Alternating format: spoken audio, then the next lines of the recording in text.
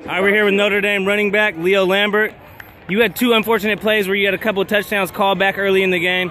What kept you driving? You finished the night 30 carries, over 150 yards. What was it that kept your wheel going? It was nothing but my teammates. I got down on myself. I got a little hard on myself.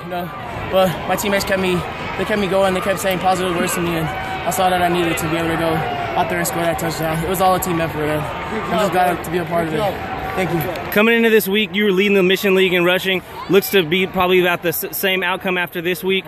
What do you credit that to? And after coming off an injury last season, what did you do to get to this point? I credit it to my line, obviously, but I credit it to hard work I practice too. My coaches pushed me very hard, and I just try to play the best that I can all the time and show off for my fans and my family. I play for them. I don't play for anything for myself. I'm just here to play and be a good teammate. With regards to recruiting, what's going on right now? Which schools are showing you the most interest, and what are you looking forward to at the next level? UCLA showed me the most interest out of them all, but Arizona State, Indiana, Arizona, all those schools. But I like UCLA. I feel comfortable in their system.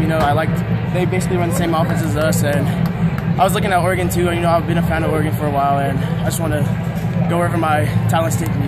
Would you say right now UCLA is the school at the top of your list? Oh yeah, UCLA and Oregon are definitely at the top, but UCLA is on top. All right, you heard it from Leo Lambert. Game-winning touchdown for Notre Dame over Oaks Christian. Go celebrate with your teammates, man. Thank you. You're good.